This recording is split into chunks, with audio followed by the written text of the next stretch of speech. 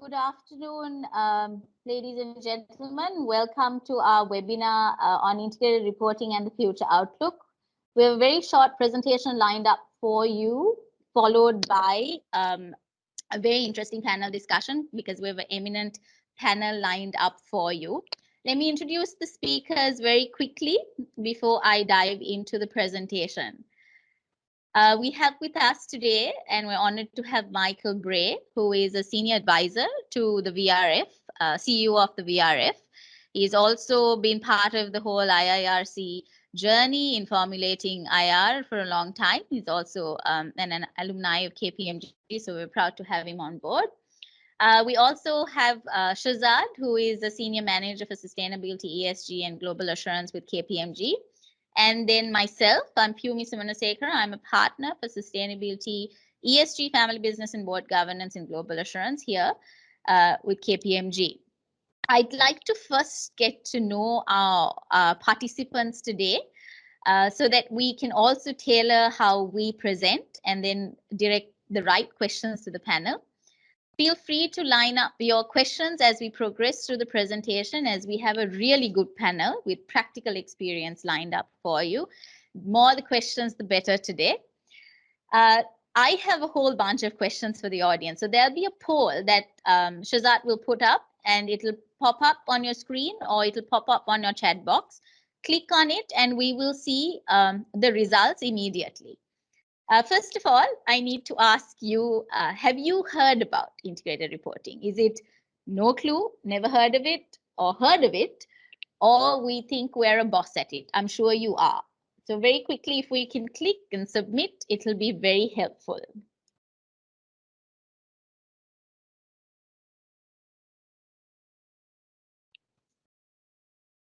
Good. So we have a lot who have heard about it with us. So little time that we can spend on introductions. A few more questions, since we have a lot of people who've heard about it. Have your organizations thought, are they reporting on non-financials? If they are you consciously building value and contributing to business success? And or are you also a step further and you've integrated into business strategy? Or is it that they're just feel-good initiatives, like we do it to look good or to feel good? So they're all popping up on your chat boxes and on your screen. So it's good. Submit your responses. Great. So yes and no, it's almost equal. We are reporting. We are not reporting. Good, good. Is it building value? Yes or no?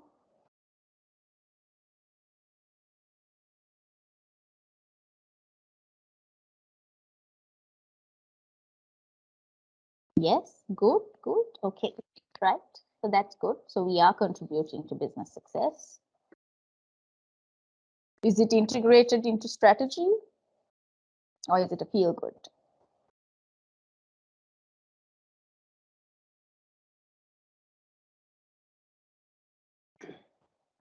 Let's be honest about this, because sometimes,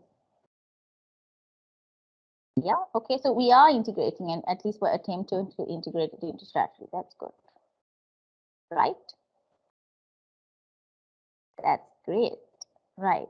So we also have a few more questions that we have.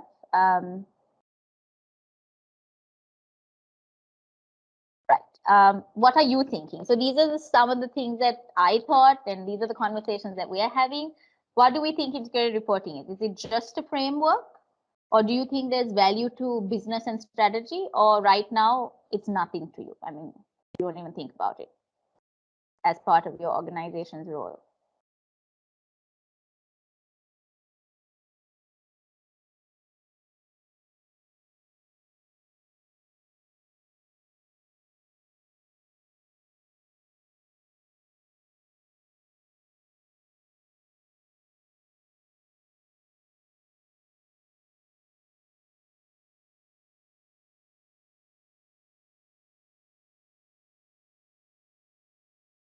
And what's his integrated reporting based on is the next question.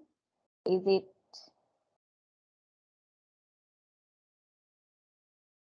Yeah, so there's the next question that's coming up on your chat box, but let me first answer the first question for you.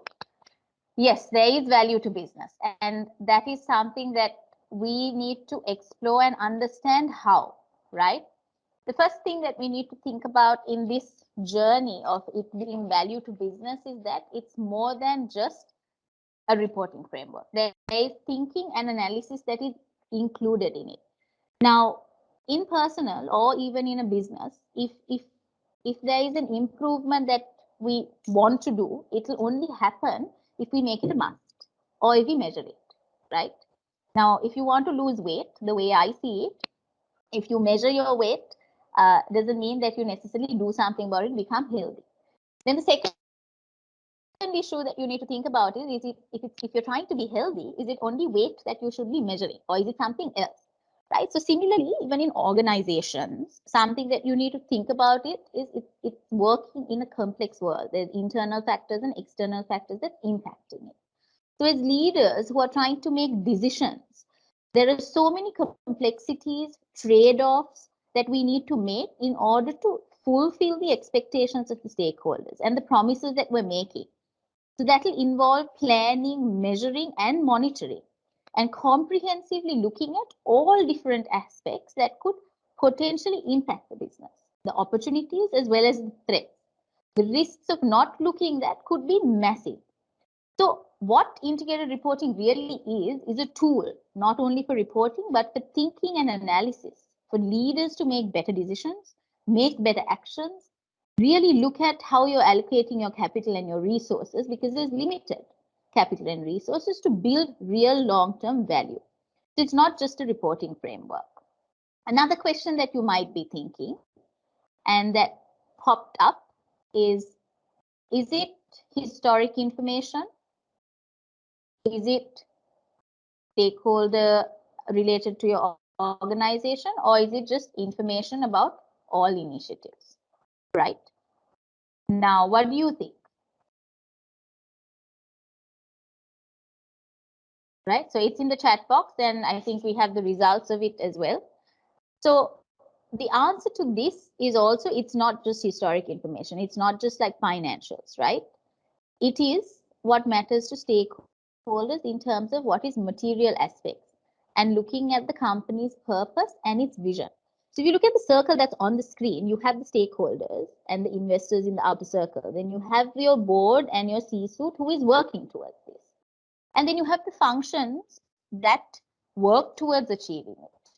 All of them have their own reporting. You will have sustainability reporting, you will have management reporting, you will have financial reporting.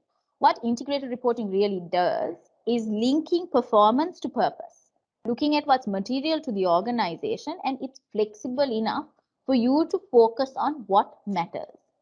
So that's another thing that we need to understand. Third thing, right? There's a third question that we need to ask ourselves, which is, does that mean there's so much that we have to do that we have to throw out our current reports and we have to start from scratch? What do you think? The results, the poll is out there, and you can click on it and submit it to see what you think. Right, so we all were thinking, and I can see that it's to match to figure out which will be our integrated report. So yes, you don't have to throw out our current report, but in effect, what you're doing is you're taking your existing report and you can restructure it to make it more interconnected and more meaningful and help with stakeholder communications. So what it is it considers a more forward-thinking perspective, as well as it looks at externalities that will affect your business model. So it's a great tool that way. One more question, and then I'm done with questions for now.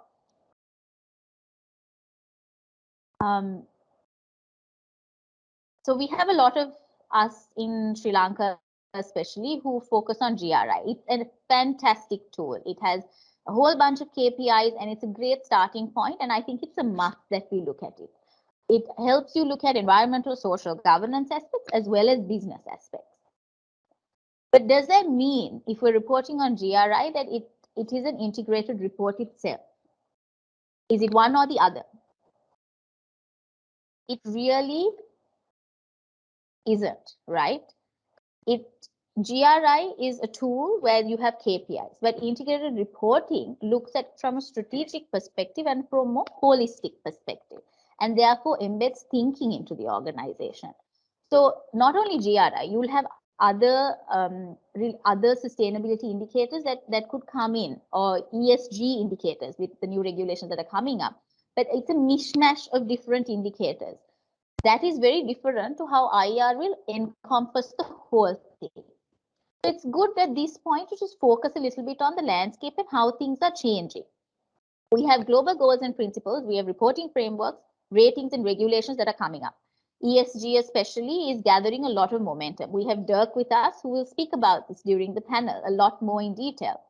So some of the global goals we are aware of, which is the Sustainable Development Goals. I'm sure your companies have committed to it. We as a country have committed to it. We have the Global Compact, who's quite active here, who's working towards it.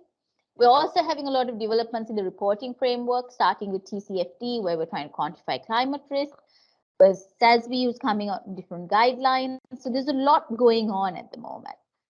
On top of that, we have ESG ratings and indices that are gathering a lot more importance. Investors are looking at it.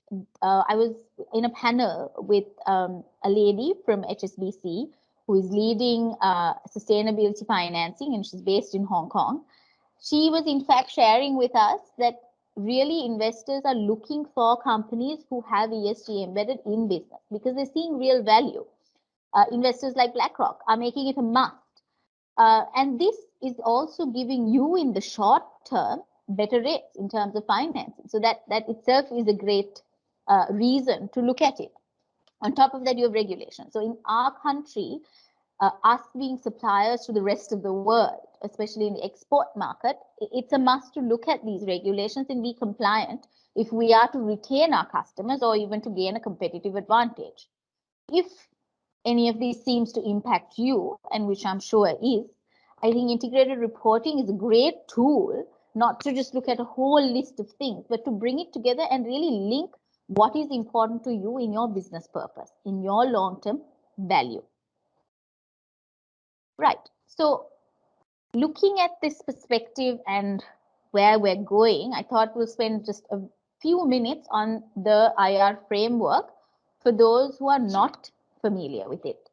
So it's changed since 2013 in some aspects. Value created is what integrated reporting focused on, but now it's focusing on created, preserved, and eroded. So as an organization, what is it we're creating, what has got eroded, and what is it we're preserving? Taking into consideration activity, relationships, and interactions that is coming out of the external environment, stakeholders, as well as our resources. So what is it? What is this framework? Yes, it is a reporting framework with a lot more to it. What does it give you? It gives you guidelines. When you're reporting, you have to look at the principles. The principles could be, as I put it on the screen, a basis for how you prepare the report, how you look at it. Tells you to look at your strategic focus, your future, look at your stakeholder relationships. It has to be concise, consistent, comparable, and reliable while you're looking at the connectivity of information. But one of the most important things is the fact that it looks at materiality, which means what matters to you, what is significant that's going to impact your business and also your organization, whilst looking at reporting the content elements. So when you're reporting your content elements, you're looking at different aspects: risks, strategy, performance, outlook. It doesn't necessarily say you have to report it in different sections. You could, or you could put it all together as long as you're covering it. Also gives you guidance as to how you should look at your stakeholder engagement process. That way you identify what is important to you. These capitals that are on the screen would, I mean, it's a complex looking diagram, but if you look at it, you would see that it's a very logical sequence of events. You have inputs that you put into your business and you have outputs. You look at the blue boxes and the green boxes. But when you're looking at inputs, traditionally we looked at just financial capital. But now with integrated reporting, you will have a more holistic view as a leader, as a decision maker, because you're looking at other capital, manufactured, intellectual, human, social, as well as natural, which is environment. Input into your business model, you throw out an output. But it also forces you to look at the outcomes, be it negative or positive. Link it to purpose and see how it is impacting your value.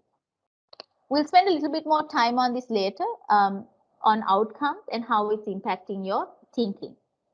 So how integrated reporting should be viewed is not in a linear fashion. So when you look at strategy and thinking, when you look at management systems and reporting and looking at assurance, all of this is helping you put the system together.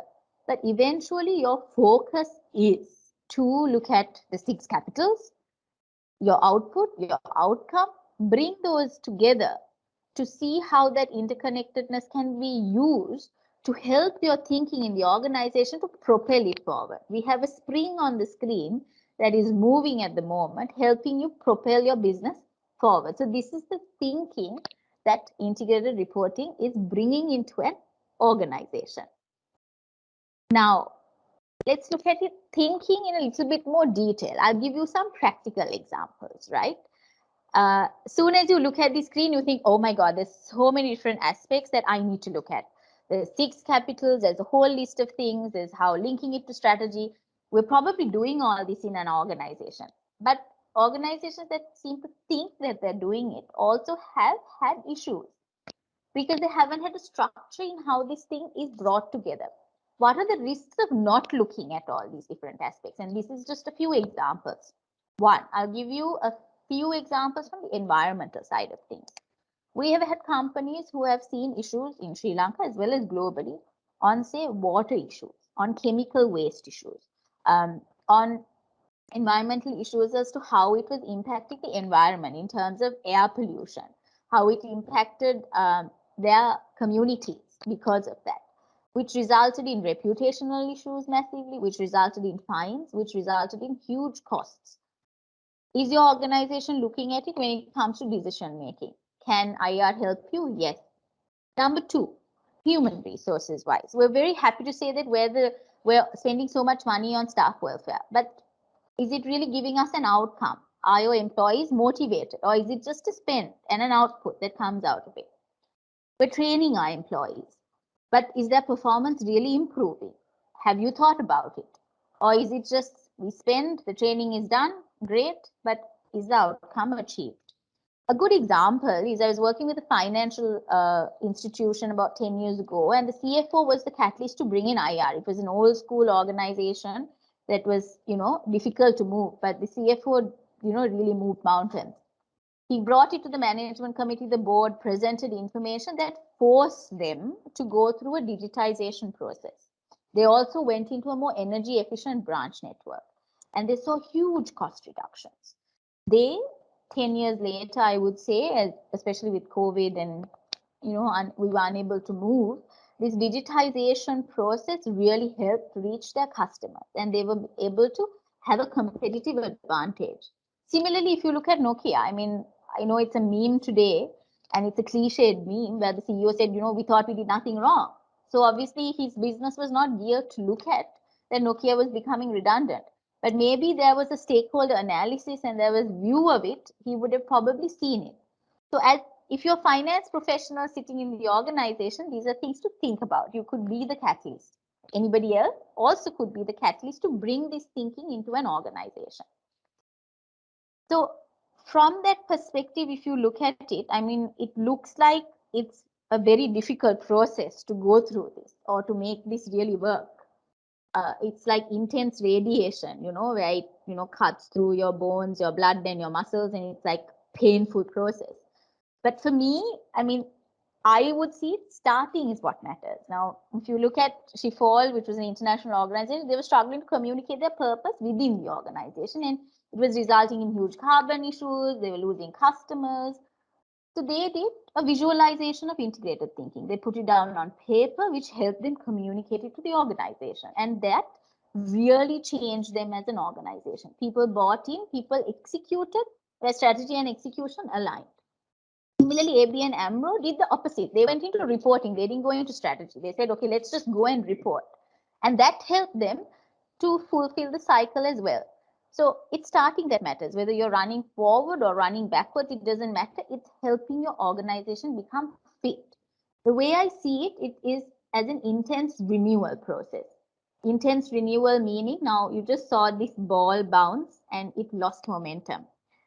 Um, over time it loses momentum. Like that in a business, if you don't keep giving it energy, it's going to lose momentum. So for me, IR can really help bring in that boost that you need, a feedback loop that automatically helps you look at opportunities, help you avoid risks, look at assets that you haven't utilized, whether it's tangible or intangible.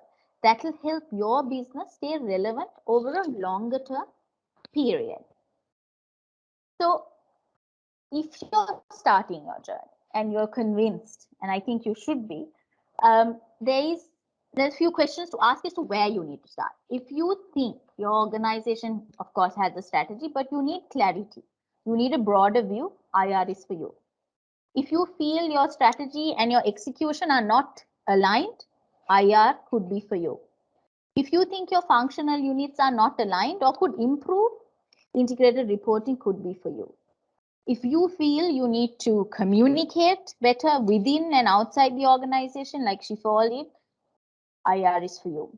Or more likely because of ESG and the force that it's bringing to change all this, if you haven't thought about it or you want to think about it, IR could be a good starting point for you. And if you need clarity on any of these aspects, we're happy to help you with that thought process as well. Shazad will take you through the reporting aspects and the management system aspects, just to give you an introduction before we hand over to Michael and then into the panel discussion. Shazad, over to you. Thanks, Vivi. So I will just take you through the reporting journey that we have, and then the key aspects that we have seen in the practical aspect on the reporting journey. So when you take the IR reporting journey, what you need to see is you will need to see how the relevant aspects are being reported properly, and then how it's being taken up. So through our experience, what we have seen is, like Pimi correctly mentioned, that starting somewhere is the starting point. So what we have seen is it's always good to focus on specific key areas which I have mentioned in this slide deck. So it's always important to look at a steering committee. Through our experience, we have seen certain organizations appointing sustainability heads. We have also seen certain organizations having a sustainability steering committee, and we have also seen certain organizations having a sustainability champions. Why is it important to have sustainability champions or a steering committee? Is to give the proper direction to the reporting aspect. So first you need to identify what your strategy is, and then you need to identify where you're headed as an organization. To do that, you need to have this committee who is properly having the integrated thinking and properly directed. So once this steering committee is created, you will identify that you need to have a develop a reporting strategy. So the reporting strategy has to be in line with the organization's mission goals, and it has to be a long term aspect as well. So once you have the integrated thinking going on, the committee as well as the entire organization should look into the value creation module. So when you look at the value creation module, everybody has to work in one direction. You can't work in silos when it comes to integrated reporting. Everybody has to be in the same landscape, and then everybody has to work towards achieving the organization goals. Once you understand what your value creation story is, you need to create a blueprint into your report to say, okay, this is how we are going to do our reporting, this is our value creation module, and this is where we are headed as an organization. So it's very important to have this particular aspects when you're doing your integrated reporting journey. Another very important thing is the integrated reporting management systems. So I think through our experience, we have seen certain organizations having manual reporting systems. Then we have seen IT systems which are put in, which also collects data. So when it comes to the management systems, it's very important. You need to set your KPIs properly. You should not override. You should not overly focus on KPIs which does not matter to you. So you need to identify your KPIs, identify where you're headed, and then you need to have a proper data collection mechanism. So when it comes to data collection, you need to do it either manually or you can have a system to do it. And once you have the data collection, you need to see whether it's monitored properly and then whether it's reported properly. So when you talk about monitoring, we have seen such organizations doing it on a quarterly basis so that they know where they are headed and whether they are headed in the proper direction. So I have just given some example on the information management system on this slide that I have presented, which talks about, if you look at, for example, on your business model, on your outputs, it talks about sales analysis. When you look at your strategy mission, you need to look at your balance scorecard. When you look at your capitals, you need, if it's financial, you need to look at working capital. So in a gist, what you need to know is it's all embedded together and it's always to do with your integrated thinking. So you need to know where you're headed and how the systems happen. And next, I will just talk about some practical challenges and some good practices that we have seen. When it comes to challenges, most of our annual reports that we have reviewed, we have seen a list of KPIs have been just reported without knowing the actual value creation story. So it's always important to highlight where you're headed in terms of your strategy and where you want to create value. And based on that, you need to report your KPIs. So it's always good to have a detailed stakeholder mapping. Otherwise, you would know which direction you're headed. It's always another challenge that we have seen is not reporting what matters. Again, coming to the same aspect where there's low overload of information. When you take the annual report, it's just data which is reported, which is not actually telling the proper story. So to eliminate this, what you need to do is you need to identify your materiality and identify who your stakeholders are. And then you need to see who is material to you, and based on that identify your KPIs and then properly report on that. Then moving on to the next slide, you will also what we have also seen is a lot of information which is reported in the integrated report which is repetitive. So when you take your 6 capitals, we always see some of the annual reports reporting the same thing over and over again. It's very important to make your report concise, as that is one of your components in integrated reporting. So you need to always make the report concise and report what is necessary to you. So what we always suggest to our clients is to always cross-reference without repeating what you have mentioned in the previous capitals.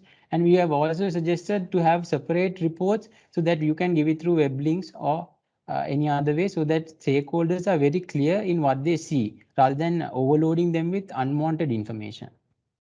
Another challenge that we have seen is comparability and consistency.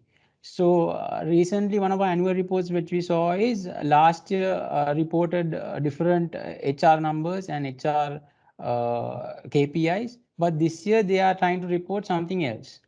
That should not be the case, because the reader of the financial statement should identify what is going on and how it was done, how it should be compared with the previous year, how it has improved.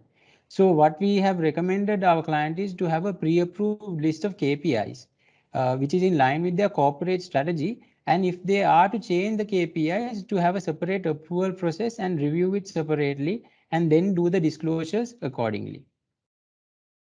A few more challenges that we have seen with our clients is certain aspects of reporting, data collection and reporting. So here what we have seen is there are some clients who have a lot of activities which are going on, but they don't do the data collection properly. So when they don't do the collection properly, they can't report on their KPIs, resulting in they are doing a lot of activity, however, they are unable to report. So it's very important, when if you are planning to report something, first you need to define your strategy, then your KPIs, then the direction. Based on that, you need to identify what is important to you, and then collect those information and then monitor them, and then report. So then the entire reporting aspect becomes much easier. So what we have recommended our clients is to have data sound collection data collection templates, so that they can report data on a very streamlined manner. And then the next step is to monitor them properly. Another challenge that we have seen is, like Pimi mentioned, there has to be a balance between reporting positive and negative material matters. But what we have seen with our clients is they always report on the positive matters, but they don't report on the negatives. So in your value creation story, you need to report value creation, erosion as well. So it's very important that you have a balance in your annual report.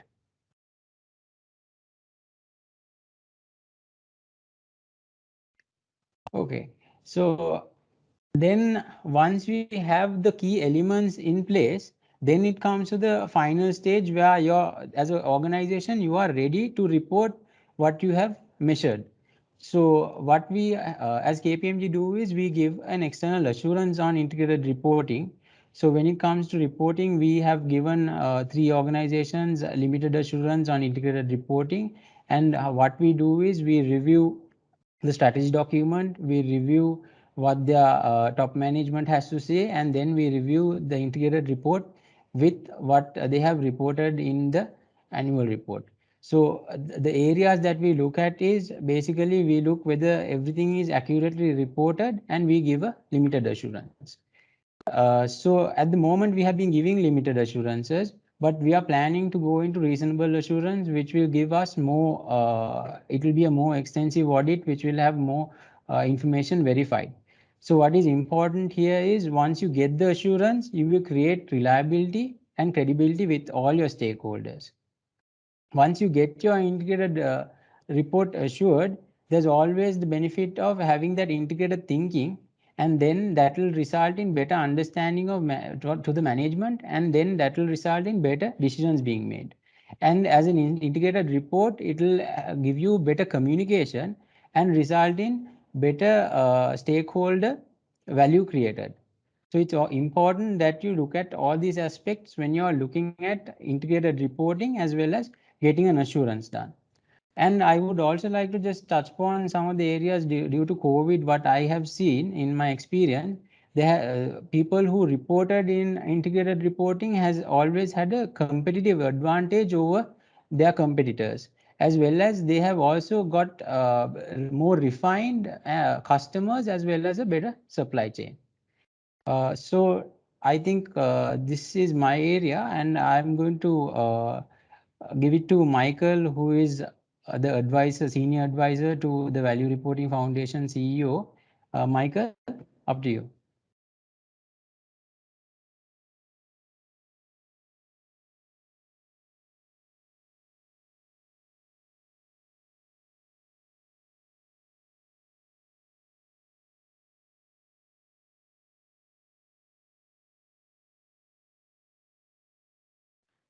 You should be able to hear me now. Yes, Michael, we can hear you. And the video should be working as well. Very good. Thank you for having me. What Piomi and Shazad have taken us through is really important. And I'm sure you're appreciating that there are quite a number of parts and steps in the process to success with integrated reporting.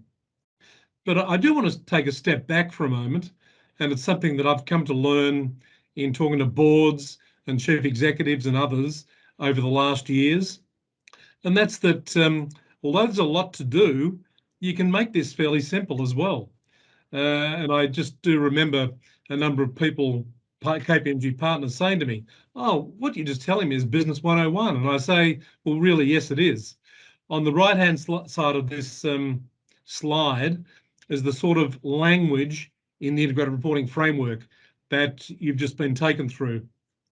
But I like to distill it into what I would call more business-oriented language. And then I wanted to distill it one step further and bring integrated reporting back to 4 words.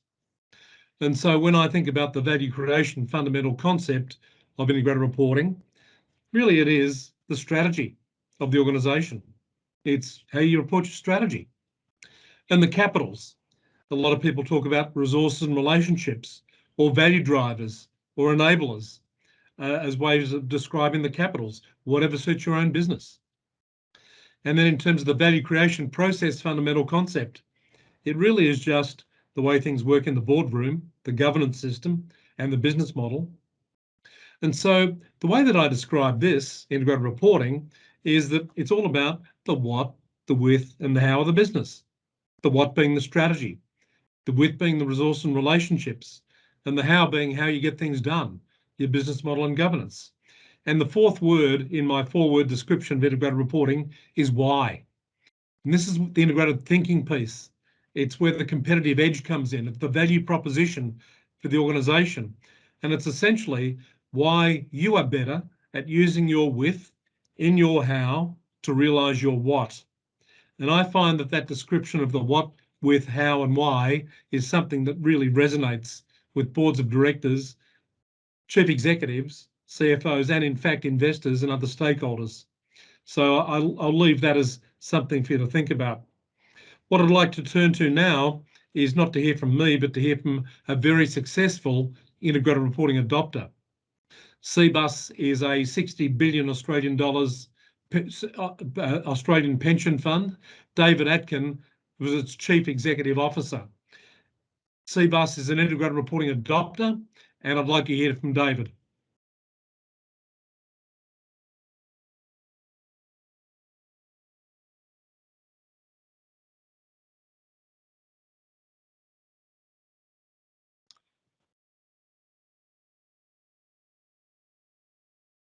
I think we need to rewind here.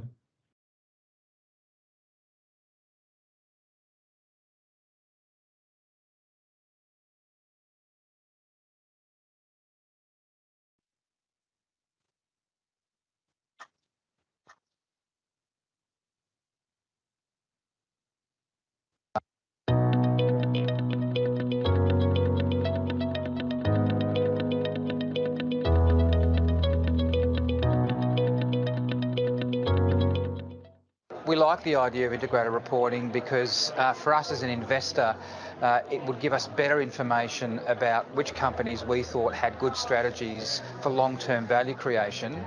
We thought if we're going to be an advocate for this, we should take on the actual process ourselves to understand, how difficult it is, etc., etc. And actually, through that process, what we learnt was it really straightened our business up, because an integrated report is an output. It's explaining your story and how you're going to hold yourself accountable.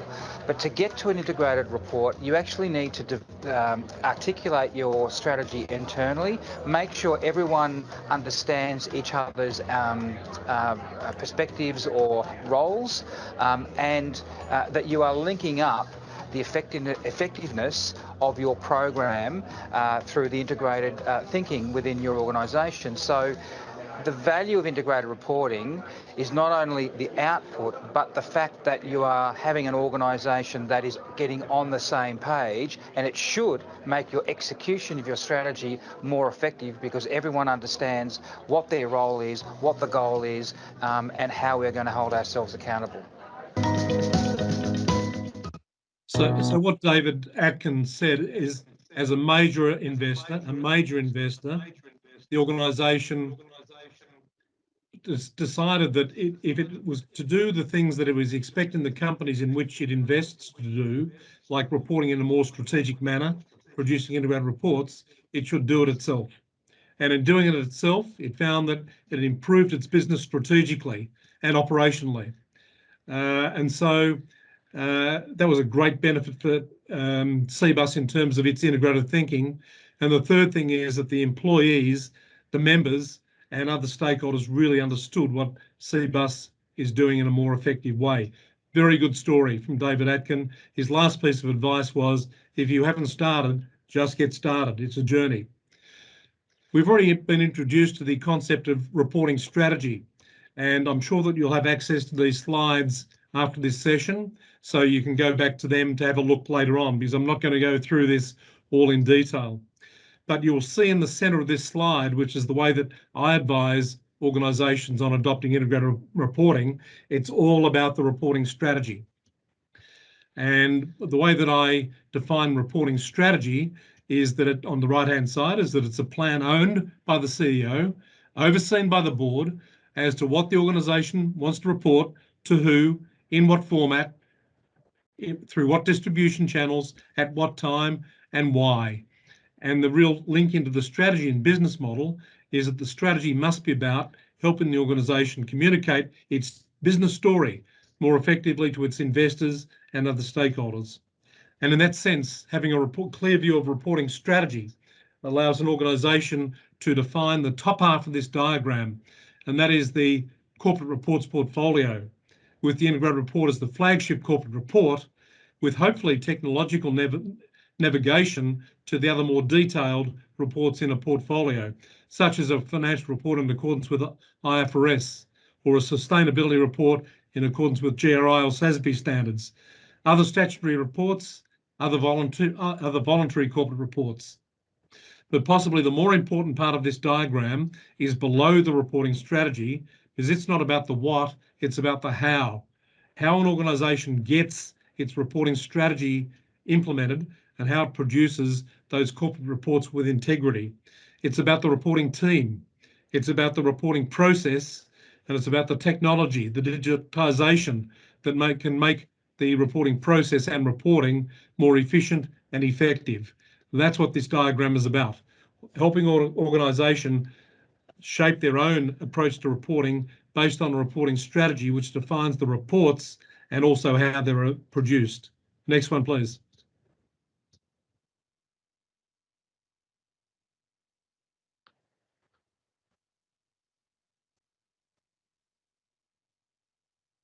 When I start to talk to organisations about where's their reporting strategy is at, I use this state of readiness diagnostic model. And I use my concept of the what, with, how, and why to drive this. And on the right-hand side, I use the lens of the integrated report. The integrated report, the window into the quality of the organisation's integrated thinking as my lens to work out where things might go. And by focusing on the integrated report, it gives me a basis to talk to the organisation about its integrated thinking. Because if I'm going to report something, it's going to be based on documentation within the organisation. And the documentation should be about the business as it really is, not how the organisation would like it to be. It's the business as it really is. So when I use this diagram, it's a diagnostic tool that will help me think about, is the integrated thinking within the business ready for being documented? And if it's ready for being documented, is it ready for supporting an integrated report, which really defines and describes the what, with, how, and why of the business? The same as with the capitals. Are they business ready? Are they assurance ready? Because if you don't have the documentation, you won't have the assurance. And so across to the integrated report, are you ready to report on the capitals of your business? The third line is the how. Are you ready to report on the business model and governance of your organisation? Well, if you are, it's probably because your documentation is ready, and your documentation is very much documentation about how the governance process and business model really work in practice. And same with the why. Are you ready to report on your competitive edge? Because it's as it really happens within the business. And so on the bottom row there, I won't go into the detail. It's the diagnostic questions that I use to ask an organisation as to whether they're ready to really embark within a real live integrated reporting journey. Next one, please.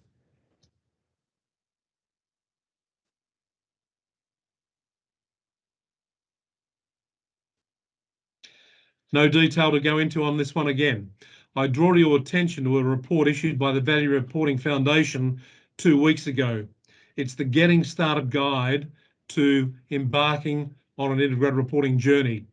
This is a snapshot of a page from that report, and it is saying to you as an organisation, how are you going to identify your catalyst for your integrated reporting journey? And there are two ways of doing this. The first is that you might want to manage the organisation better, the integrated thinking approach to an integrated reporting journey. The second approach is that you might want to report on the organisation in a more effective way. Both are equally valid approaches to adopting integrated reporting. It's just that the pathway might vary a little bit. And what the Value Reporting Foundation has attempted to do within this report is to give you some clues and tips and ideas about how you might choose the catalyst for your organisation and the pathway that you might choose, whether it is integrated thinking first or whether it's integrated reporting first. I encourage you to read this report because I can't do the detail here in this session, but by reading the report, you might get some good clues on that. Next one, please.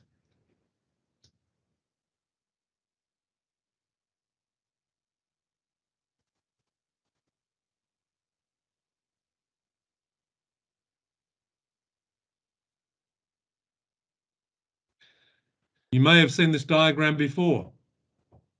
It's referred to as the nested materiality diagram, and it is helping people work their way through what are all these reporting frameworks and standards about? How do I make sense of all this?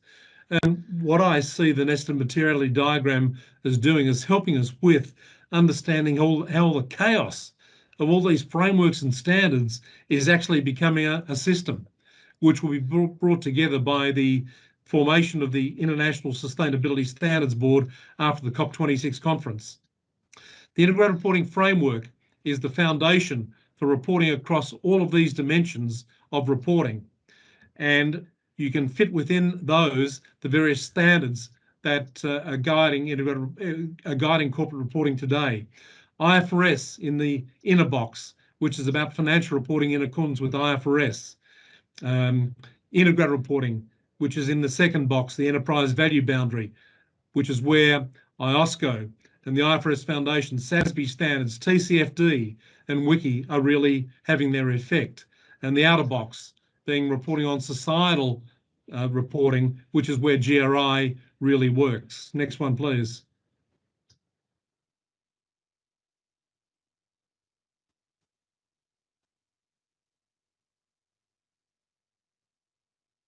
So introducing the Value Reporting Foundation. It's been together since June. It's the merger of the International Integrated Reporting Council and the SASB organisation. 3 principal resources: integrated thinking principles. Watch this space at the Value Reporting Foundation Symposium in December. The integrated thinking principles will be released. The integrated reporting framework you're used to, you've seen, it's not going away. It's a central resource of the Value Reporting Foundation. And the other thing is SASB standards, which comes from the SASB organisation. 77 industry, a set of metrics across 77 industries. And what the Value Reporting Foundation is showing is using SASB standards to strengthen integrated reports in accordance with that framework. That's what the Value Reporting Foundation is all about. Next one, please.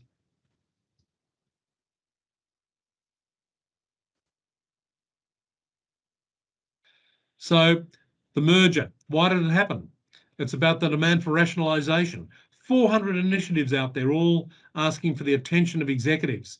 So the Value Reporting Foundation is about rationalising that demand, simplifying the landscape, combining these resources and relationships so that it makes it easier for you as organisations to adopt these things. Next one, please.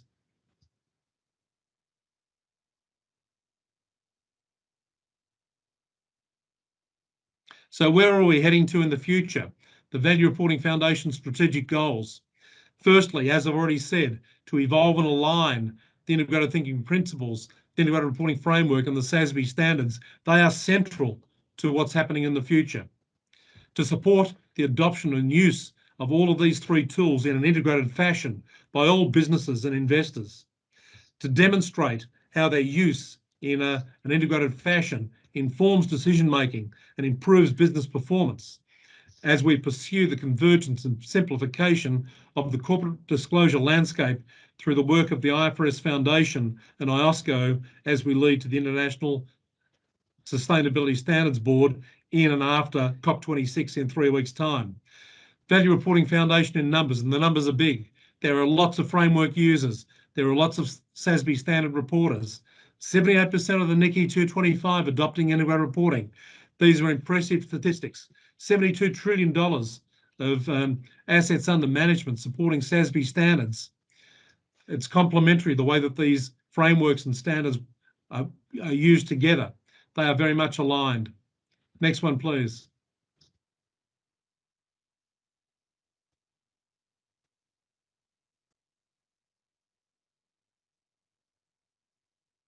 And move on.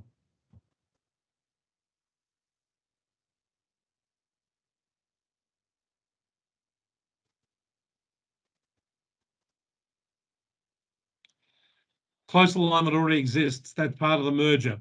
The integrated reporting frameworks, the 6 of them that you've been taken through in this session, very closely align with the SASB sustainability dimensions. Slightly different wording, but very much the same meaning. It's why SASB standards are so complementary with the integrated reporting framework. This is the future. Next one, please.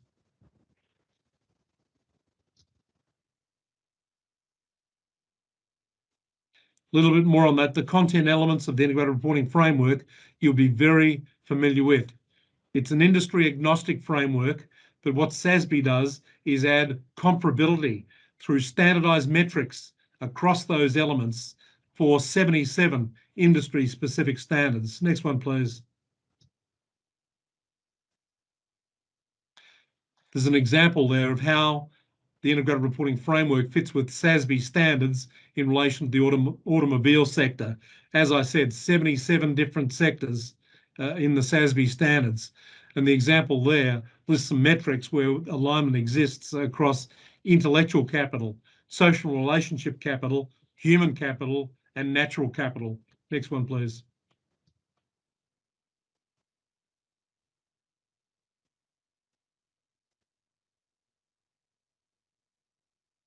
So what can you expect in the future on and after COP26 in a few weeks' time?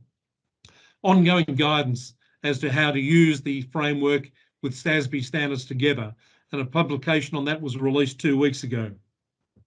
Insights into how adoption of these things together is influencing business and investor decision-making.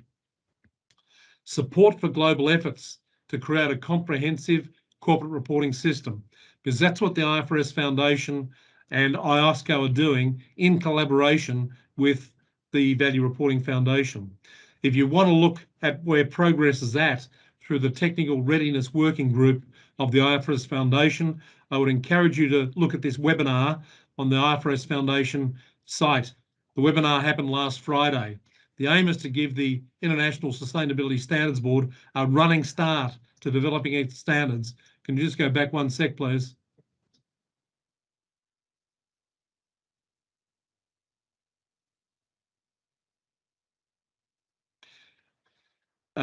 So there is the website address there, and I would encourage you to have a look at that. It's 30 minutes of good viewing. Next one, please. A few words on assurance, integrated reporting assurance. And I'm very pleased to report that Sri Lanka has now jumped to up there with the leadership in integrated reporting assurance, along with Australia on this one. Integrated reporting makes a distinctive contribution. I won't go through the detail on this slide, but it does make a distinctive contribution, which leads to the unique challenges and opportunities of integrated reporting assurance that organisations such as SoftLogic, Dymo, and also the third organisation which has adopted integrated reporting in terms of Haley's in the last weeks. I would encourage you to read the publication by the IIRC and IFAC on the right-hand side there on how we're transitioning to integrated reporting assurance to follow and really build on the momentum established by the organisations on the left-hand side who are really the pioneers of integrated reporting assurance. Next one, please.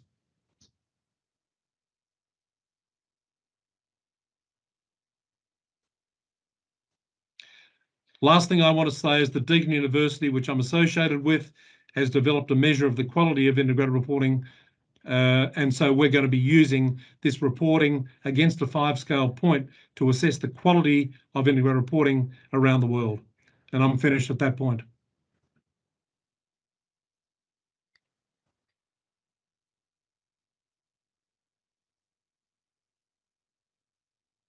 Thanks, Michael.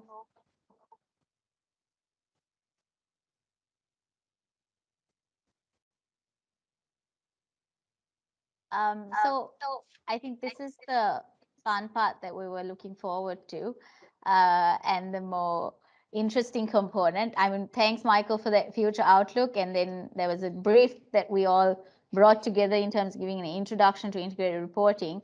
But this is the real meat of today's webinar. We've got such an eminent panel, and then we've got Michael as well on board. If I can ask all of you to enable your video and your mics, and I'll do a brief introduction. I think these are all familiar faces to our audience. Suresh, if you can on your video as well, please. We have on the screen, and I'm going to go on the order that I can see you. I'm sure it's all different on each one's screens. We have Dirk, who is COO for Audit and Assurance for EMA. He is he's been in this field for a very long time, and he's going to bring us some perspective as to what's happening in the world. We also have with us 4 pioneers, I would say, starting with Suresh, who sort of started the trend here in Sri Lanka, who is the CFO for DEMO. We have with us Dilshan Rodrigo, who's I know has been involved with UNGC as well, and who is a very senior banker here from HNB. And his role spans a lot more and in different spheres as well. We have Nuan, who is from SoftLogic Live, again, the first integrated assurance report in the country. And he is also a very passionate advocate of integrated reporting. He is also leading the non-financial reporting committee in the Institute of Chartered Accountants. Milinda, who is leading IR, and he's also the general manager of finance at Haley's. He's also done a lot, it being a conglomerate, and there's a lot that he can share with us as well. Of course, we have Michael here. Okay, I can see Michael as well. That's a great lineup, and I'd like you to start posing questions on the chat box. And while I wait for those questions, either you can send it directly to Shazad or put it on the chat box just to encourage you to ask questions, because I don't think you will get an opportunity to speak to an eminent panel about a topic like this where they've been there and done that in real. So I'm going to start with Suresh. Suresh, you've been part of the IIRC journey. You've been a passionate advocate for IR. You have a fantastic report with DEMO. And recently you obtained assurance, which we are more than honored to have helped you with. It's good to sort of focus on the practical elements. And that's what all of you, that I expect from all of you to share with our participants today. So why do you think, I know we spoke about this, but from your experience, why did DEMO embrace integrated reporting? Why do you think a company should do that? From the benefits to, how it really helps an organization. Maybe share your journey. So obviously, a company, if they want to adopt integrated reporting, what they should be looking at are the benefits that you derive from integrated reporting. As we know, an integrated report is a communication. What precedes communication is as important as integrated reporting if you are to reap the benefits of integrated reporting. So what I meant by that is actually integrated reporting is a manifestation of your integrated thinking. So thinking, as we all can, in normal, simple layman language, is a status or a state. Then the report is a communication. So what we are trying to do is to communicate a state. I usually describe this state as the corporate anatomy, the state of the corporate anatomy, which is a very complex one. Because you see things happening everywhere. I think Pumi explained it very well. It's a very complex, dynamic thing. So if you are trying to put that into a perspective, it's not an easy task, as we know from experience. So now the benefit in these two are actually, if you look at from a external point of view, integrated reporting is a reflection of your state of thinking of the organization. So if you are able to compile a good, concise, integrated report, that allows whoever who reads, the stakeholders, or I mean, in terms of investors or anyone, to get a good reading about the organization, what is going on. Because looking at financials and trying to judge a company is like someone tried to look at someone's face and try to judge the health. So it's just one aspect. So it's that's where integrated reporting comes into place, because the management is expected to talk about their strategy and how you compete. I think Michael's presentation had that, the finally an integrated report has to uh, give, that has to lead to competitive advantage, or what precedes that has to lead to competitive advantage. So it's important that you very clearly, concisely give a good description of your corporate anatomy so that the reader can know it. Then internally, there is even a better advantage, I would say, because you line up your company to institutionalize integrated thinking. I'll just take a very simple example. If you say when we talk of integrated reporting, we talk of trade-offs. Trade-offs in the short, medium, and long term, which means okay, you sacrifice financial capital to gain something else. So when we work, when we do, we are very good at being accountable for financial capital.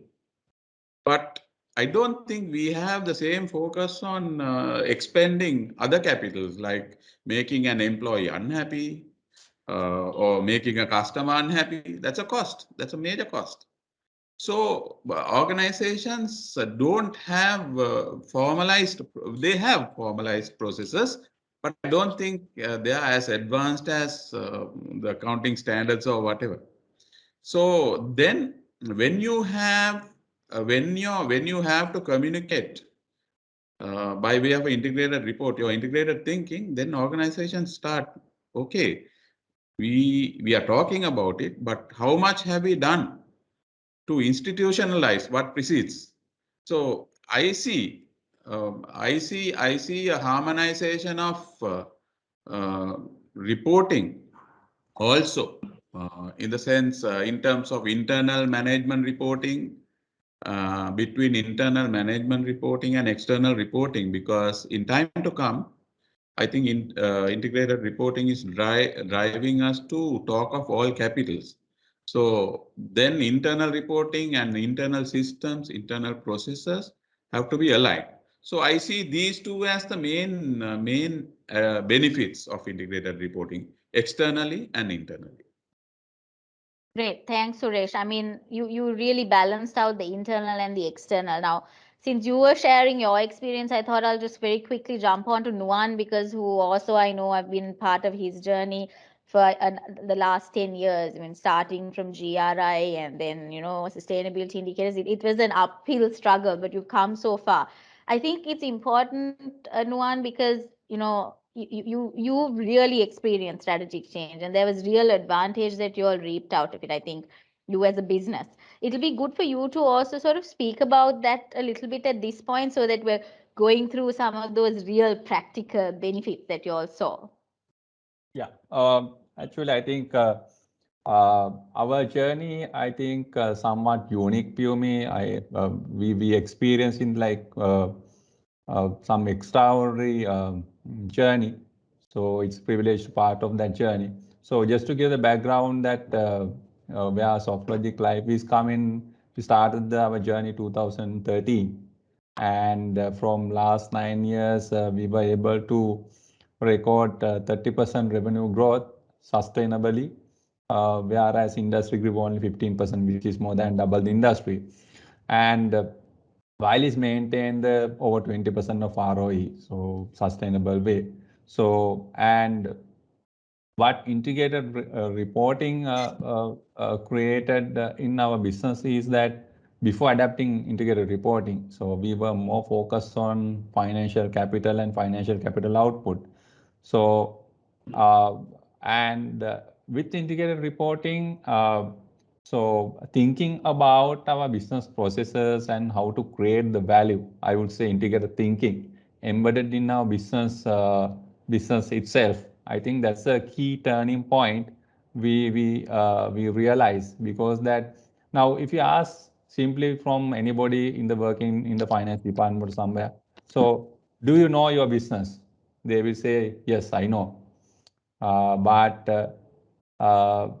if you ask the second question is that have you documented your business? So why I see is that integrated reporting provided a framework to document our business in certain way. And what is the advantage is getting is that once we document, we look to see how each business activity connected, and how we can create value using those each activity. I think that's one of the critical thing happen to our business. And apart from strategic thinking, which align to value creation process, I think which that did a wonder to our business processes. I think uh, that help us to look at the things more 360 view. And I think this forum might have professionals, those who are done in different professional qualifications. How this help us, especially on the finance angle, finance leading the whole journey. And where that finance people normally, when they're expert in different professional qualifications, they can easily can see the 360 view of the business. And somebody can understand the connectivity of the activities, so they can give the nice value addition ideas to management. So because they can easily identify the value creation process. So that's where business can grow faster, and in the finance professionals are sitting in the center of the business. So with the integrated reporting, our core team were able to provide more sustainable value creation ideas, and especially last year being the COVID year. So, and a lot of businesses, I know that they looked at the business 360 view. So that's happened almost all the business models. So what is the advantage we had on that situation was like, so being since we know the business, how to create value, business, since we know the business inside, so it was very easy to take the some of the decisions that we took on last year. So that's where the sustainability of the business is coming. And that's how we created the competitive advantage last 9 years. So, and we feel we fortunate to follow the integrated reporting. That's a journey year on year. We came along with the process. So that helped us to improve our value creation process. That's the benefit we got it. So in summary. Great one. So I think, you were talking about your digitization and the advantage and how you all were, way ahead of the curve thanks to this value creation. And I think we really saw that turning point in your organization as well. Thank you for that. So now, it's great that we're getting a lot of these questions on the actual how things are. So we're getting a question for Melinda because you're part of a large conglomerate. And I think since we're on this IR journey and how things are going to be implemented, Melinda, I wanted to ask you, how hard was the reporting process and implementing that at Haley's?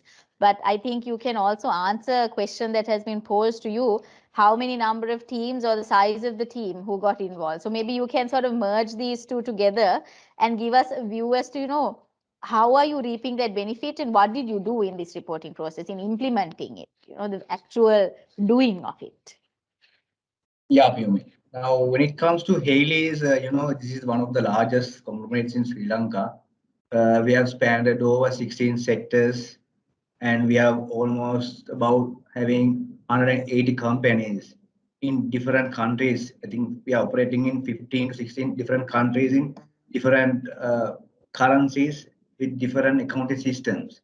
So at the beginning, it was a great challenge for us, but we earlier days we started to report on sustainability data. So we had some initial plan. So based on that, we we have 16 sectors in the group. So for each sector, we appointed sustainability champion who reports to our center sustainability group.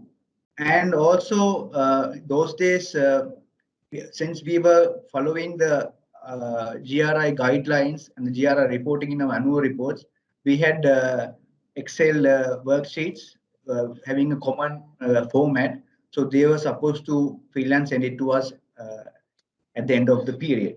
So the one of the most difficult thing was to gather the information due to the complexity and the diversity of the group. So after few years, we wanted to improve this data gathering process. So internally, our group sustainability together with our BPO, they developed a software called Q. So there we had all the guidelines and the formats to get information from each of the sustainability champions, and they are supposed to report quarterly. So likewise, we report financial results quarterly to the stock exchange.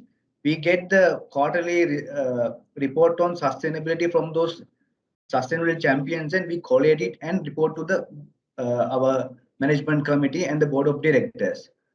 And another issue was, I think, due to this complexity of the group, establishing driving the integrated thinking across the organization. Because, we have, as I explained, we are spanned over 15 to 16 countries.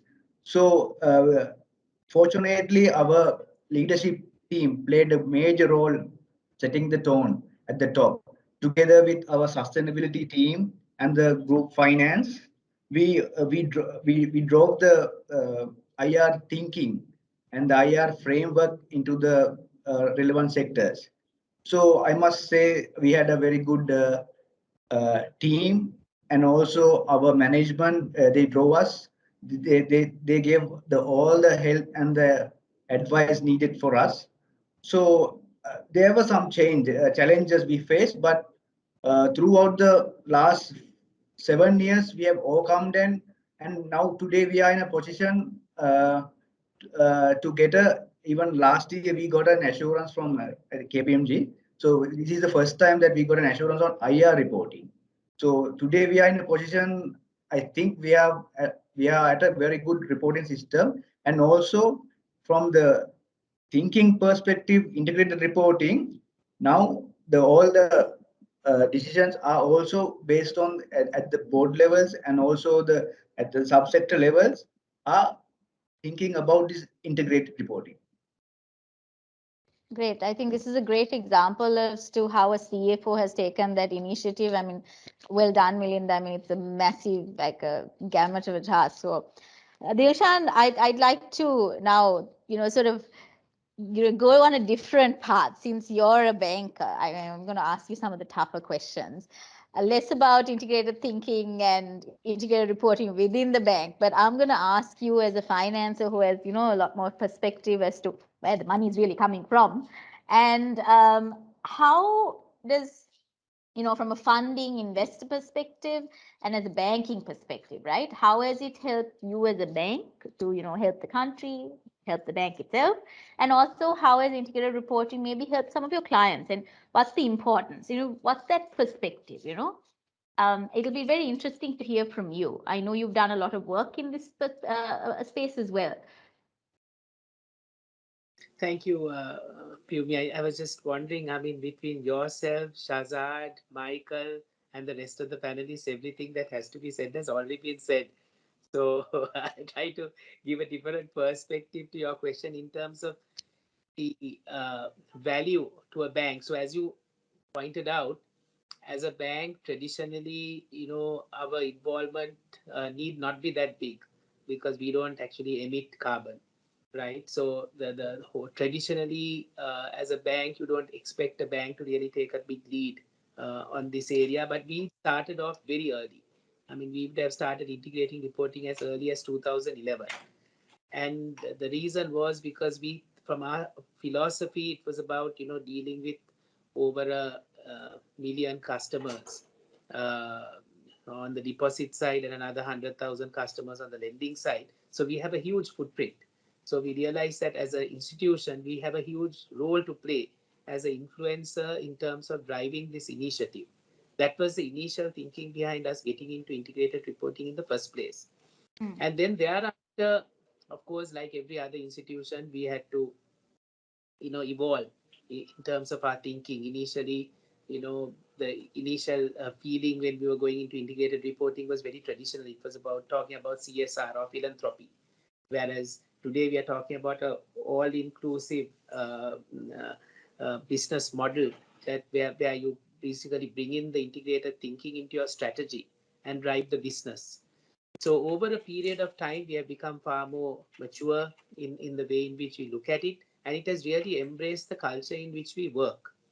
So the real value that has come through this is on multiple fronts. I mean, on different the capitals you mentioned. So on if you take the natural capital part, we have over 100 of our branches that are on solar. So that's something we are pretty proud of because that saves about 20% of our energy costs. Very, very significant contribution. And that was something that we did almost 7 years ago, 6, 7 years ago. And that was done over a period of about 3 years. And a lot of benefits have derived from that. And with escalating energy prices, I think we are looking at payback period. Initially, we were expecting 6 years. Now I think it's down to about 4 years.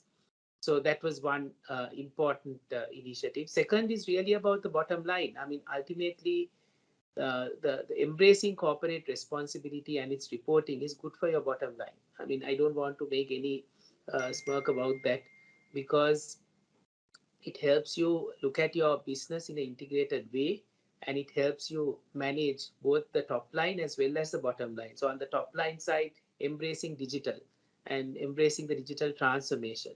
The early commencement of that has really supported us in terms of moving away from being paperless, cashless, checkless, and driving people to be able to do banking on their on their mobile phones or on their iPads or on their PCs.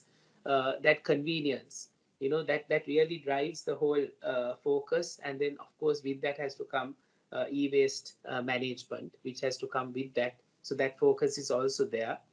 Then also getting things right first time, the integrated thinking that goes into process efficiencies, looking at your processes. So we very early again moved into a centralized model where we moved all our back officers into a center, and we run like a shared services unit in those centers, which does both the uh, general processing work as well as the credit processing work. So that has enabled us to benefit from specialization, standardization, speed in the way in which we operate, uh, and getting the things done first time.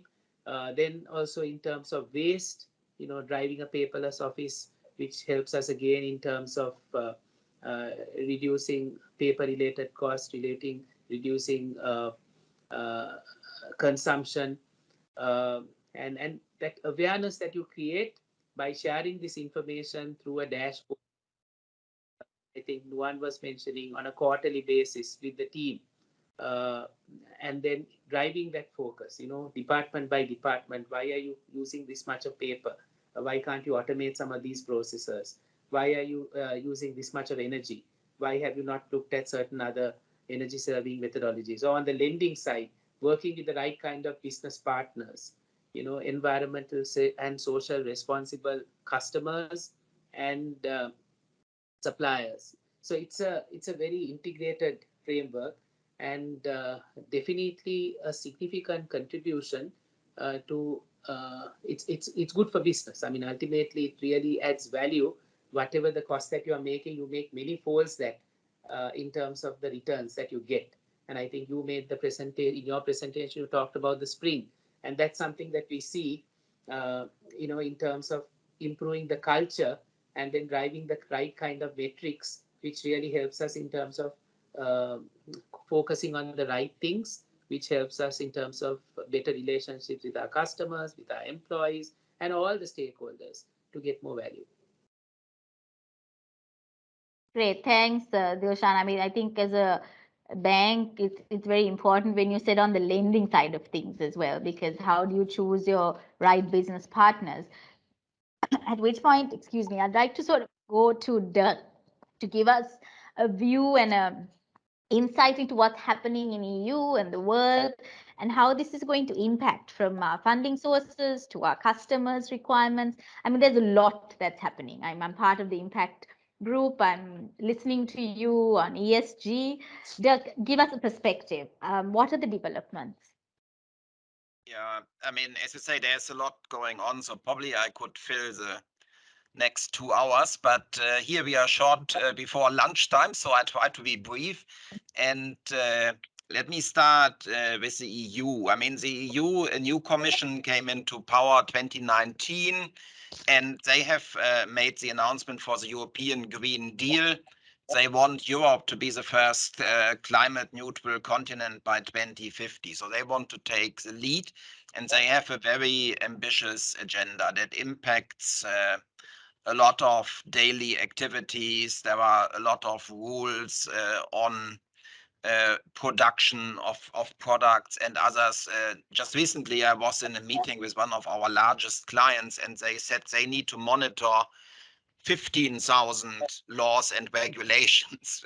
It was a chemical company, so there's a lot, but it just shows you there is a lot going on in terms of detailed interference and how to do business. But when it comes to reporting, the EU is also inclined to take a lead, and I think from the way I see it now, they are actually taking the lead.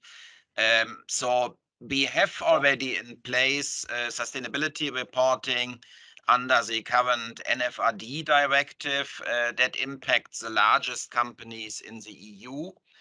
And this is going to be enhanced with a new directive. It's called the CSRD, Corporate Sustainability Reporting Directive, which comes into place in 2023, so very soon.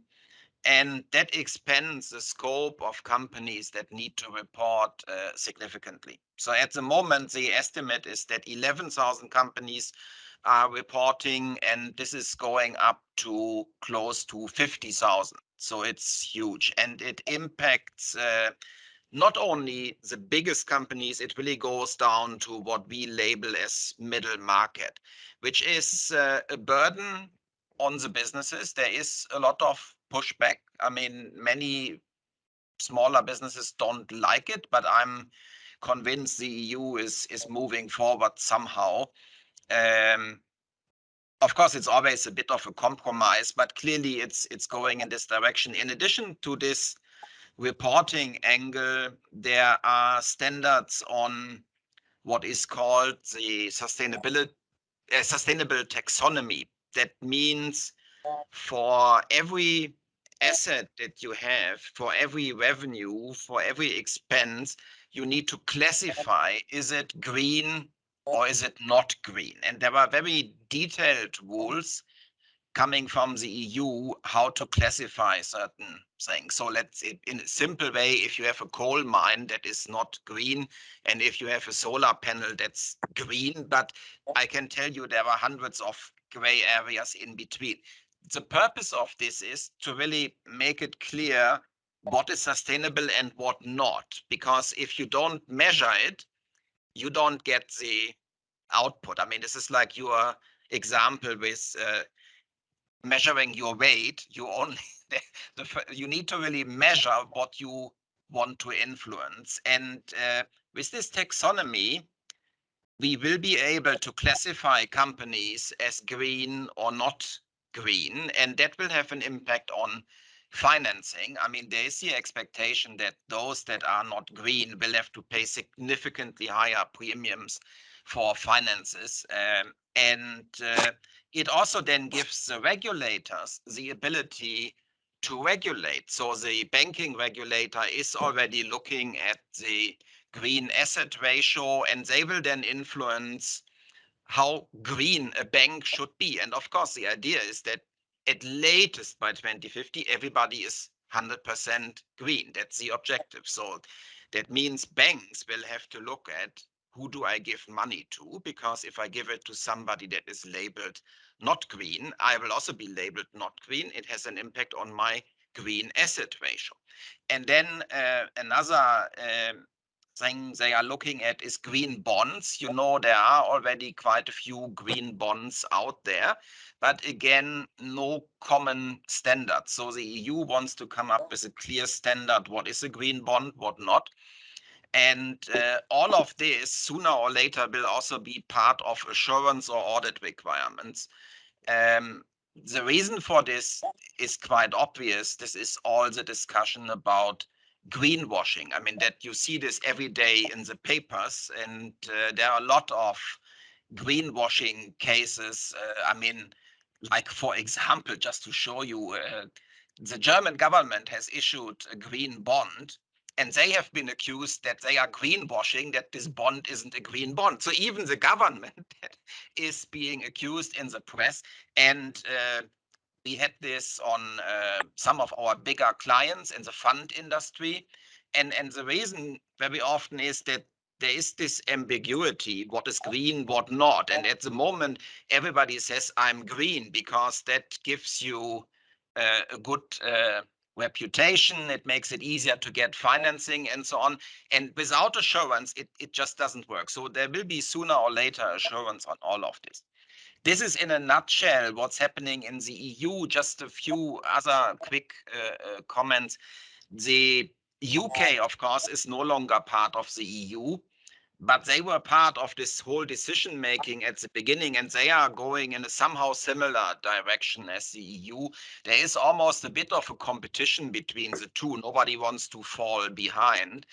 And I see the same also when I look at the US. Of course, under the previous administration, they were completely ignoring this. And since the new administration is in place, they are kind of catching up and want to go in a similar direction.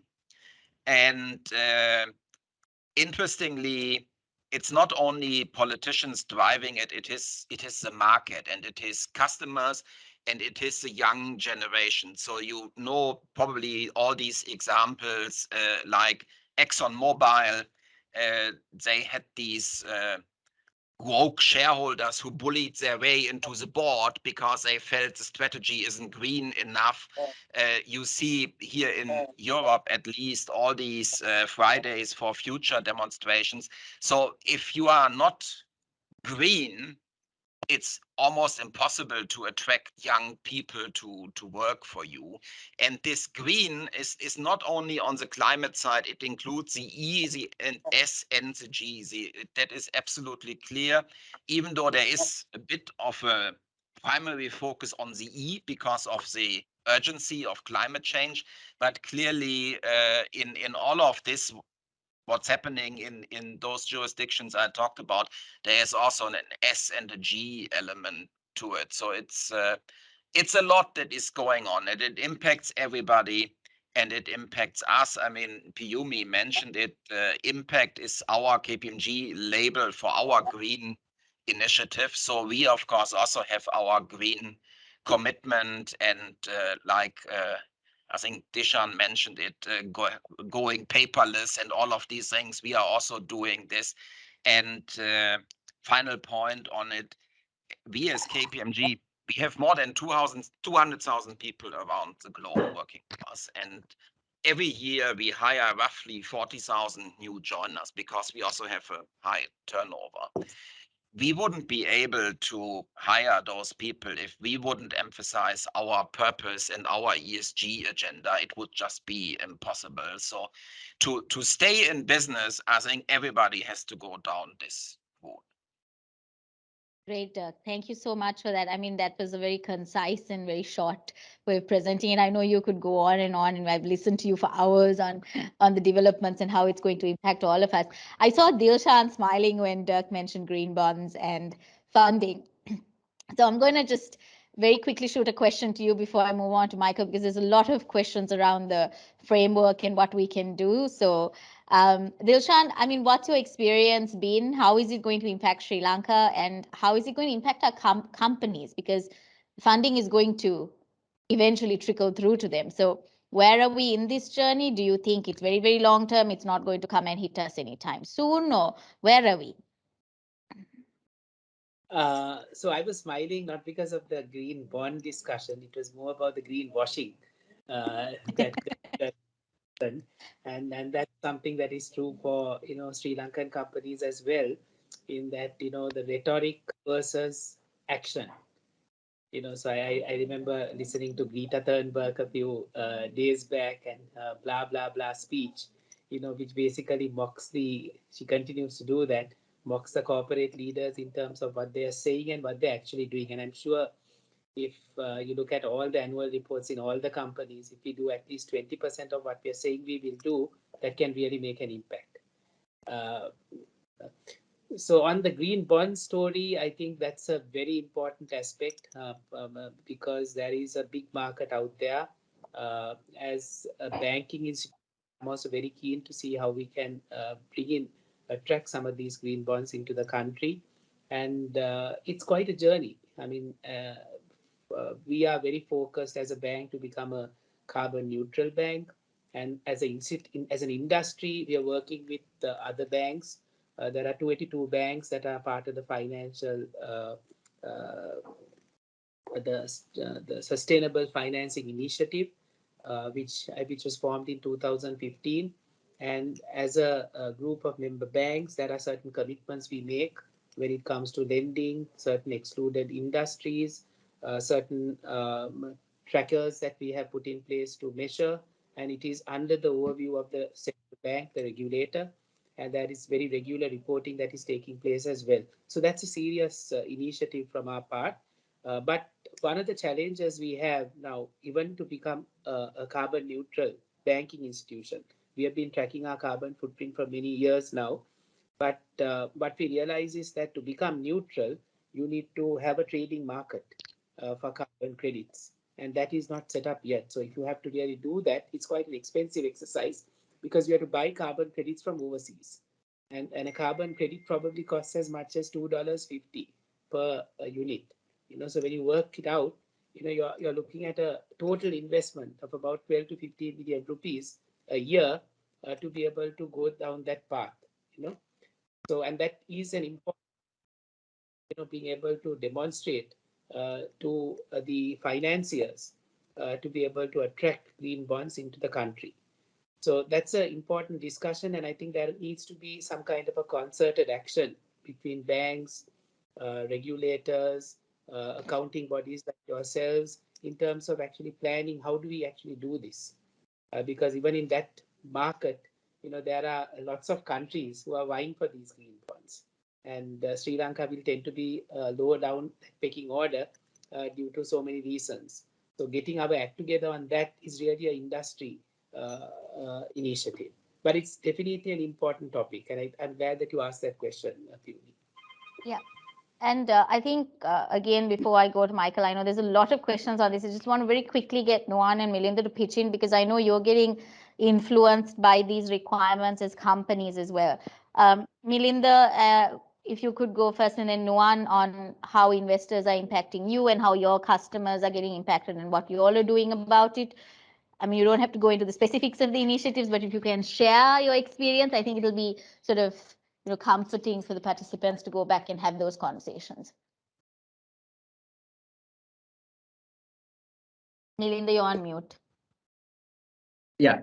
So as I explained, we are globally doing business with so many companies. So as a group with a considerable base of global customers, this integrated thinking and this IR framework we have, it has been expanded, and also it has been helped us to expand our business. So with our customers' expectations on social and environmental practices has been continually increasing. So I can give you for an example when it comes to our fabric sector. We have the Sri Lanka's largest fabric mill, and they are supposed to give the details on the carbon emission and the water discharge and all the sustainability related data to their leading suppliers of Sri Lankan apparel. I can't mention those names. So those companies provide that details directly to their US and UK customers like Nike. Then I can say Victoria's Secret. So based on that, they decide to from whom that those manufacturing plants get their fabric. So those are the main thing. That is one of the main thing I can talk about when it comes to IR reporting, and the sustainable reporting has helped us getting new customers and opportunities. Yeah.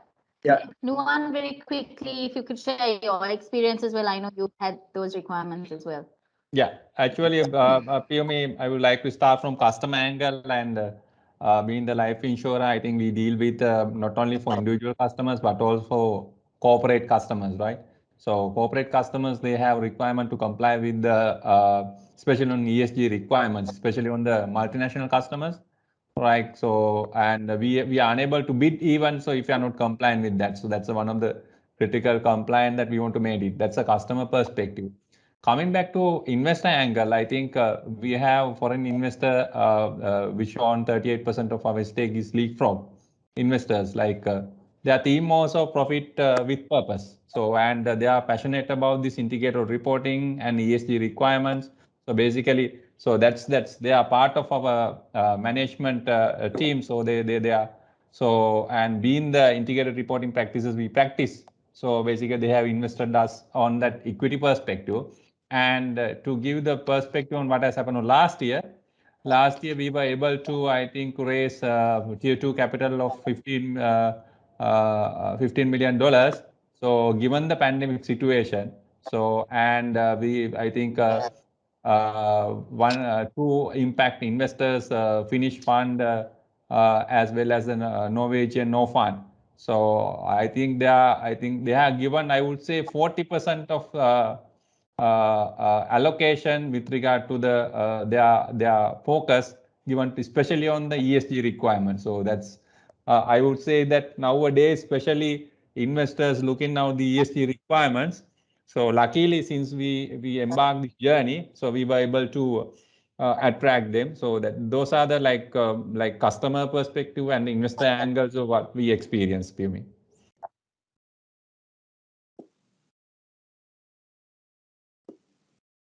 Yeah, okay. So that's great, Nuwan. So one, I think I'm just going to quickly jump into some of the questions that are coming in on the reporting side of things. Michael, I think there's some clarity that needs to be provided. There's a question that asks whether the outline of presentation of business model that many because of the outline that's provided by IR, that many companies are aligning their business model to that, and whether it really hinders the true value of the business model of the company. So maybe clarity is required as to whether it is about fitting your company's business model into IR or otherwise.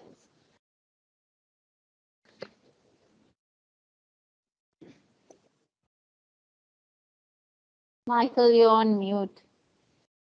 Could I do that in a slightly different order? Michael, I really like Aranga Dilan's question, and it will take me back to the question about business model as well. How do you strike the balance between finance versus non-financial, socially, and business strategy in order to come up with a balanced report? And how do you build it? Great question. Here's my answer. 4 points. Number one, regardless of where you start, do your reporting strategy. To do your reporting strategy, do an inventory of what you've already got. Plan for a reporting strategy discussion. Number 2, engage the board and executive. Educate them, get them on side, make sure they're going to back the investment. Number 3 or number 4, I'm not sure which order, but number 3 is potentially implement the reporting strategy. And number 4 is do the report. But I don't care which order you do them in, 3 and 4. And that's where the Value Reporting Foundation's Getting Started Guide comes in. Do you do the thinking or you do the reporting? I don't care, but you must do 1 and 2 first. 1, reporting strategy, 2, engage the board and executive. And so use that Getting Started Guide. But I know that Shazad had a slide up there earlier on that basically traced through those steps. They're essential. And so to come to that question about business model, yeah, a lot of organisations think they're done when they get something to look like the Integrated Reporting Framework's octopus diagram. You know, that nice, pretty diagram. I call that an entity level diagram, and it's really good, and you need it. But the action is inside the business model. It's what happens in the key business processes, and it's the critical success factors of how the activities happen to actually use the capitals to implement the strategy. And so again, this comes back to reporting strategy. You've got to go deeper than that octopus diagram, as nice as it is. You've actually got to get into the heart of the business model on what really creates value in the activities within the business. And so that's how I'd answer that question. I don't think it hinders the true value of the business model of the company, but it's just a starting point. You've got to go deeper, and the way to do it is through reporting strategy, but by having an engaged board and executive. Understood, Michael. I mean, there's also some questions around SDGs and NDSDGs and also renewable energy. Suresh, I think I'd like you to take that. They've asked, how would you integrate SDGs into IR, possibly with NDSDGs, making it a real business case or making invitation for what everyone's role is over here? And how would the development be phased out or action points? There is also one that says how reporting could influence creating some avenues such as renewable energy power purchasing agreements and RECs locally, so the companies could deliver their commitments. I think renewable energy companies is what Eranga meant. So I think these two are, I think, questions that can be answered together, Suresh, given that you know you've gone through practical experiences. Yeah, I think first of all, you need to answer a lot of integrated reports. What I see as a problem is articulating your value creation model or business model and strategy. A lot of companies I see don't, you know, it's their strategy. I won't say it's wrong, but it's not clear enough. So to answer this question, first what you need to answer is, okay, what is the place SDGs have in my value creation model? If you look at our demo value creation model, okay, we have on the outputs and outcomes. As outputs and outcomes, we give value that we create. Then we give as outputs, we give whatever we offer to our customers and stakeholders. Then, as I said, value created, and also our contribution towards SDGs. So why, if you ask me why we keep it as part of our business model or the value creation model, is because there is value created there to our society. Now, why is that important? How can that create value to us? Because we also, I think we have articulated that in our report. It's not only a license to operate when it comes to SDGs. It's a way in which you can build your brand equity. You can include SDGs in your compliance with our sincerity and how we do whatever we do. I don't say that we need to do it big time. Whatever we do, you can build it into your brand equity. So like that, first you need to know, why am I going to participate in SDGs? Once you answer that question, the role that it has in an integrated report will become obvious. So first, articulate your business model, first articulate your strategy, and whatever you report in your integrated report, you need to know what is its place, what role it plays in your strategy or in your business model. So once you do that, I think the answer automatically comes. Great.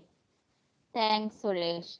I mean, I think I can keep going on and on with this panel. I mean, looking at different aspects of each that can be discussed, in a broader sense of things.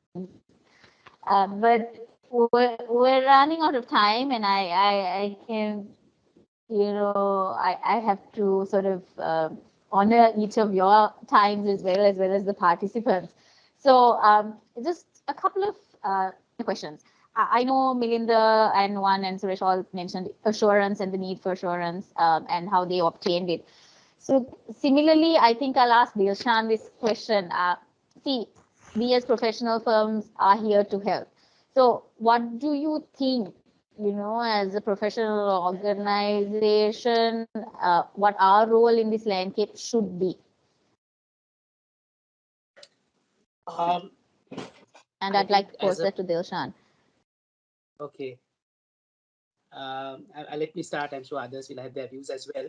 But as a professional organization who is also, as Dirk mentioned, also responsible for own reporting and building that way, you also have that exposure, dealing with various jurisdictions, various nations, various authorities, and that learning, sharing that learning with institutions who genuinely want to, make that difference is something that is very useful.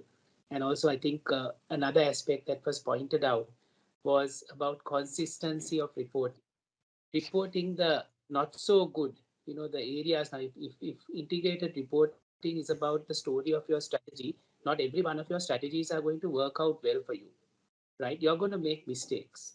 There might be certain strategies that haven't worked well for you. So it's important that you actually report that, the good bits as well as the bad, and then say how you're learning from them. And that's something I think a lot of institutions don't do enough of. And I think as a body that actually eventually sort of certifies our reports, you have a role to play in terms of reminding us of that. To say, look, keep your reports consistent year after year, keep your KPIs consistent, and talk about what went well, which everybody likes to do, and also what didn't go well, and what are the things that we can do better at.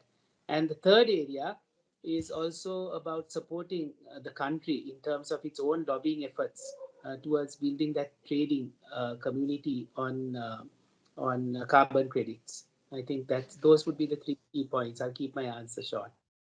Thank you, Dilshan.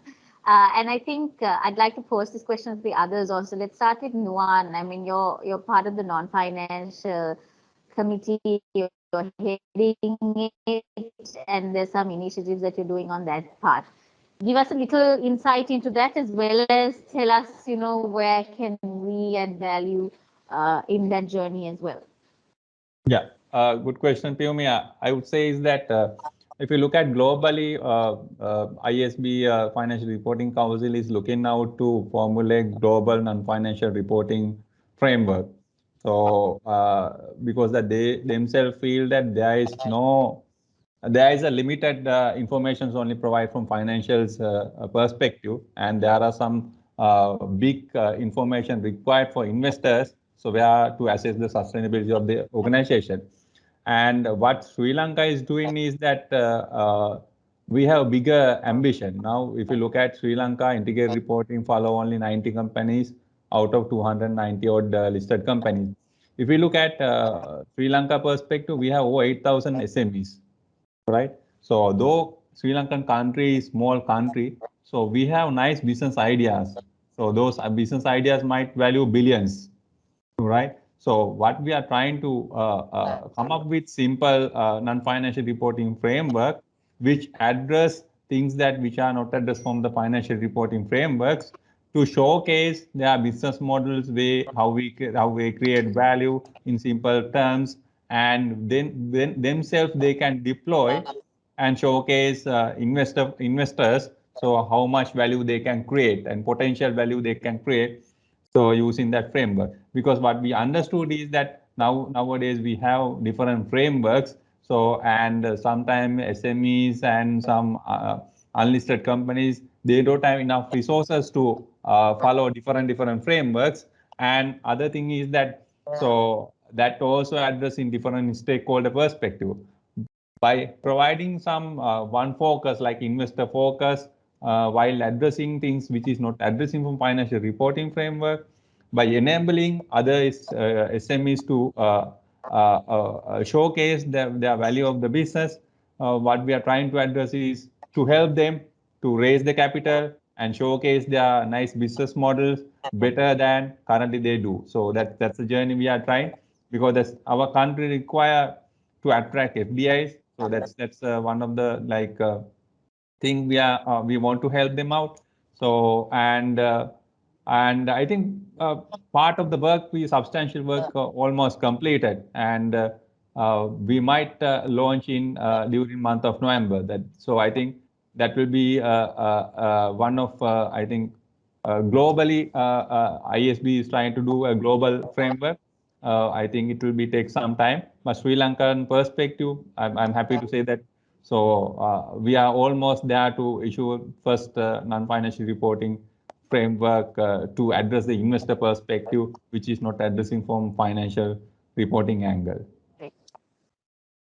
Great.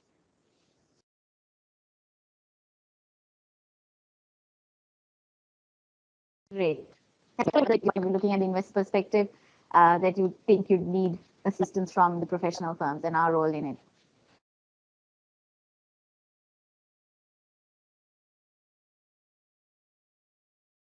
Pumi, your line is breaking, Pumi. Yeah. Can you hear me now? Yeah, we can hear you. There is a bit of a lag. Yeah. So I was asking Suresh if there was anything that he wishes to add to what Dilshan and Nuwan mentioned. I'm sorry, actually, I don't remember the question precisely to answer that. I'm very sorry about it. So I know we went like all over. So I was asking if there's anything that you would expect from the professional firms given the journey, and how you would expect our role to be. Of course, yes. I remember when we started sustainability reporting, or we needed a lot of external help, because when you come for assurance, there is a lot of discussion that happens. So especially for a beginner firm, it's extremely important, because the kind of questions that are being asked, kind of frameworks that you get exposed to, that itself allows the organization to think on their own. Okay, our next report should be like this. So that definitely uplifts your reporting standards for sure. Milinda, anything to add? I mean, if you do. Yeah, so from professional firms like KPMG, I think first thing, now we have processes, but I think we should improve the process of gathering those information, and professionals like you all can improve, help us to improve the quality of the report, and also to improve the processes and what are the weaknesses in those processes. So I think we have to wait almost 1 year to identify that. So I think professional firms can, like the financial audit. Also, I think there should be some interim checks and balances to be done rather than waiting till end of the year, and also to do more trainings, because even our staff to be get the knowledge on integrated reporting.